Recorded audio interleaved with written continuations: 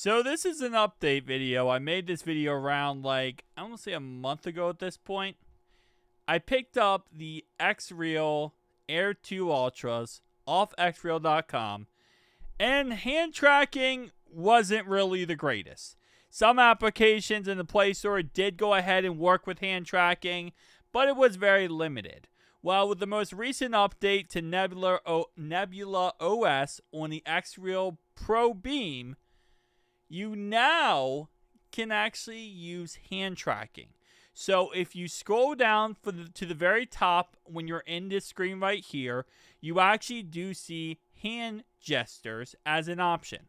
Now it is beta, just like how the VitR Pro neckband is also in beta as well. It's not perfect, okay? What you're able to do is pretty much use it like an Apple Vision Pro. You're able to go ahead and swipe left, swipe right. You do a pinch to select. You do a pinch to move things. It does work very well for being in beta. But again, like I said, it's not perfect. It's not like the Apple Vision Pro where it's like one for one.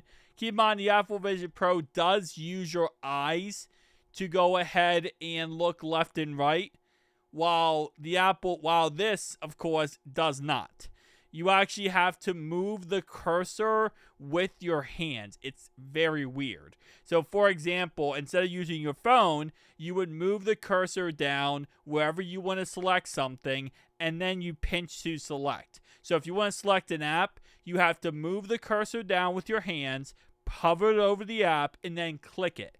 While with the Apple Vision Pro, you just look at the app with your eyeballs, and then bam, you click, and that's it. There is no eye tracking on the Ultras, just hand tracking. They have two cameras on the outside on either side, and this is how they're able to go ahead and do that. This menu right here, this is older video of the menu, but now it will say hand gestures right there dabbed in the middle, which again, it does say it's in beta. So I used this for around a day or so, and again, like I said, it's not perfect. It really isn't. I would say for the most part, it gets the job done, and it's really freaking cool.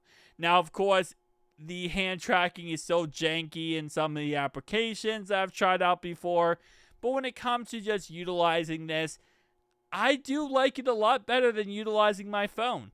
Again, I'm an Apple Vision Pro guy, though. I use Apple Vision Pro all the time.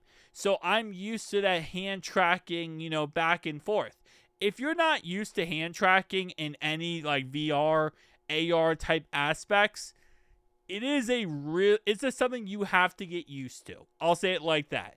It's not something that you learn within seconds. It takes a long time to get, under your belt and actually be able to master.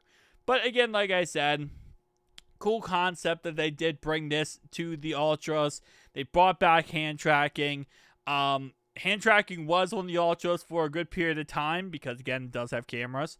They took it away, and then they brought it back. So, I'm looking forward to the future of this.